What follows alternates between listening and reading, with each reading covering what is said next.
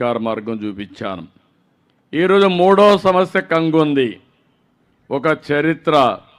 ఇక్కడే ఒక తమ్ముడైతే అక్కడ నేషనల్ ఫ్లాగ్ పట్టుకొని మొత్తం రాక్ క్లైంబింగ్ చేస్తూ అక్కడికి వెళ్ళే పరిస్థితికి వచ్చాడు.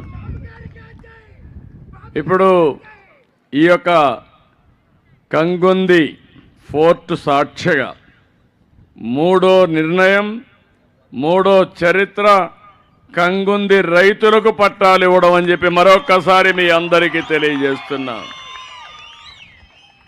ఇవన్నీ చిక్కుముడులు, ఎన్నో సంవత్సరాలుగా ఉండే సమస్యలు.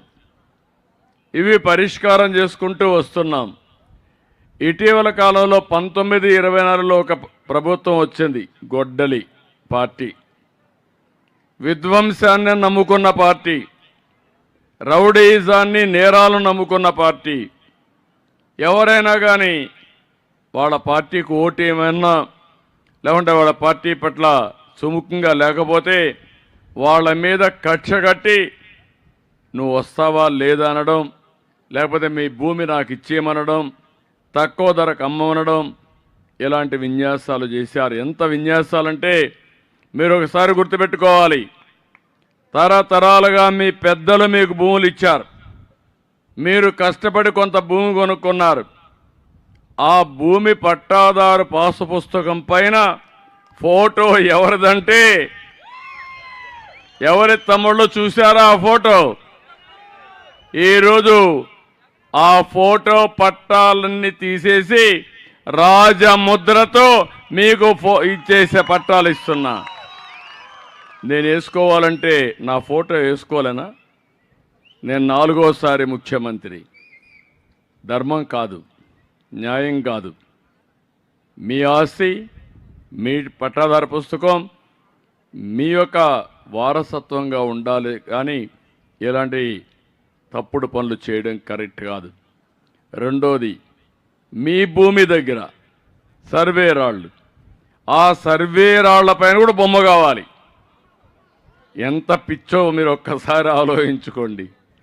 అంటే మనుషులకు పిచ్చి ఉంటుంది, కానీ మరీ పిచ్చి ఎక్కువైతే ఎక్కడ చేర్చాలనో అక్కడ చేర్చాలి. అలాంటి వ్యక్తులు వీళ్ళు. అవన్నీ కాకుండా ఇప్పుడు నాకు ఇప్పటికి 2 ఏళ్ళు అయింది, ఇంకా 1 సంవత్సరం పడుతుంది. ఉదాహరణకు మీ భూమి అడిగారు, తక్కువ రేటుకి ఇమ్మని, పార్టీ మారమని. మీరు కాదన్నారు. దానికి 22A అని పెట్టేశారు. అంటే నిన్నటి వరకు ఆ భూమి మీది, ఇప్పుడు ఆ భూమి ప్రభుత్వాన్ని. కుయ్యోమొరో అంటూ ఏం చేయాలనో దిక్కుదెలిన పరిస్థితి. ఇప్పుడు నాకు పెద్ద సవాలుగా తయారైంది. ఒకవేళ నేను కానీ మా అధికారులకు కానీ చెప్పేసి మీరే చేసేయండి అంటే ఇంకెక్కడికక్కడ ఫ్లడ్ గేట్స్ ఓపెన్ చేసి మీ రక్తాన్ని పిండేస్తారు. అదొక పెద్ద సమస్య నాకు. అందుకే నేను ఈరోజు ఆలోచించాను. మొత్తం సర్వే చేస్తున్నాం. సర్వే కూడా పగడ్బందీగా చేస్తున్నాం. మీకందరికీ ముందే ఇన్ఫామ్ చేస్తున్నాం. మీ సమక్షంలో చేస్తున్నాం. మళ్ళా ప్రూఫ్ ఆఫ్ కాన్సెప్ట్ రాసి ఇది నీ భూమి అవునా కాదా అని అడుగుతున్నాం. మీరు అవునని సంతకం పెడితే మళ్ళా మెడ్రాస్ పంపించి అది కూడా సెక్యూరిటీ ప్రెస్లో మన కరెన్సీ నోట్లు ఎట్టయితే ప్రింట్ చేస్తారో అలాంటి ఇది చేసి ఆ రికార్డ్ అంతా కూడా పకడ్బందీగా పెట్టడం చేసి ఆ పుస్తకాలు తెచ్చి మీకు ఇస్తున్నా. దీనికి నాకు 1 సంవత్సరం పడతా ఉందంటే 3 ఏళ్ళు పట్టింది. ఒక దుర్మార్గమైన పని చేస్తే ఆ పని సరిచేయడానికి ఎంత కష్టమో ఇది ఒక ఉదాహరణ అని చెప్పి మరొకసారి మీ అందరికీ తెలియజేస్తున్నా. అయితే నేను చాలా గట్టిగా ఉంటాను. కష్టమైనా సరే శాశ్వతంగా చేయాలనుకున్నా. ఈరోజు రాబోయే రోజుల్లో ఒకటే హామీ ఇస్తున్నాను మీకు అందరికీ. ఏదైతే ఇవన్నీ కూడా చాలా పగడ్బందీగా రికార్డులన్నీ తయారు చేస్తున్నాం. QR కోడ్ పెడుతున్నాం. ఇంకో పక్క ఎక్కడికక్కడ సెక్యూరిటీ ఫీచర్స్ పెట్టి ఎవ్వరు కూడా దాన్ని ట్యాంపర్ చేయని విధంగా నీ భూమికి భద్రత ఇచ్చే విధంగా నేను డెఫినెట్గా గ్యారంటీగా మీ పట్టా మీకు ఇచ్చే బాధ్యత నాది. దీంతో భూ వివాదాలన్నీ పరిష్కారం అవుతాయి. కానీ ఇంకొకటి ఉంది, మీలో కొంతమంది ఉన్నారు, నేను చూస్తున్నా. అక్క చెల్లెళ్ల మధ్య గొడవ, అన్నదమ్ముళ్ళ మధ్య గొడవ, తల్లికి తండ్రికి పిల్లలకు గొడవ. ఈరోజు సమాజంలో మనం చూసాం, చెల్లెలకు ఆస్తి ఇవ్వనటువంటి అన్నం చూస్తున్నాం. ఆయన మీకు ఆదర్శం కాదు. మీరు గుర్తుపెట్టుకోవాలి, వాళ్ళ చెల్లికి ఆస్తి వాళ్ళ నాన్న సంపాదించిన ఆస్తిలో ఇవ్వనంటే మీరు కూడా అలాంటి వాడు ఒక నాయకుడు అనుకుంటే ఏం చెప్పాలని అడుగుతున్నా. తల్లులు కష్టపడతారు, రాత్రింబగళ్ళు కష్టపడతారు.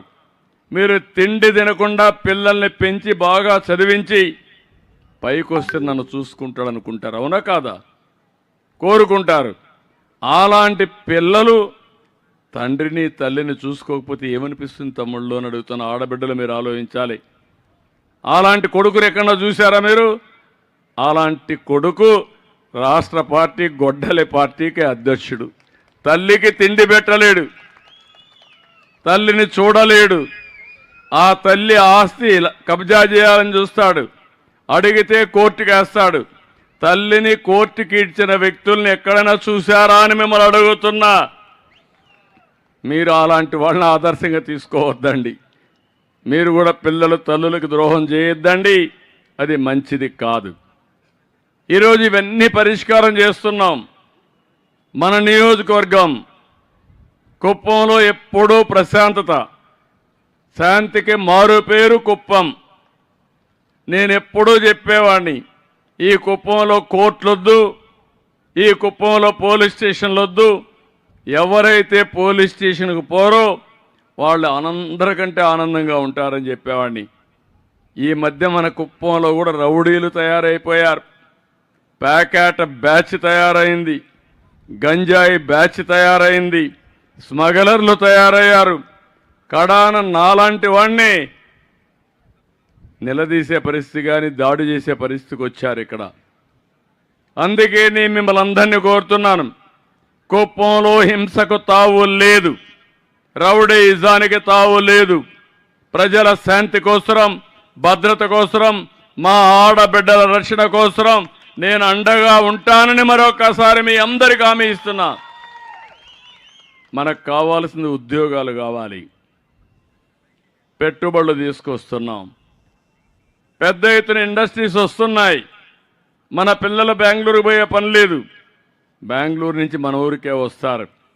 ఒక చిన్న నిర్ణయం, ఒక హిస్టారికల్ ఫోర్ట్ ఇది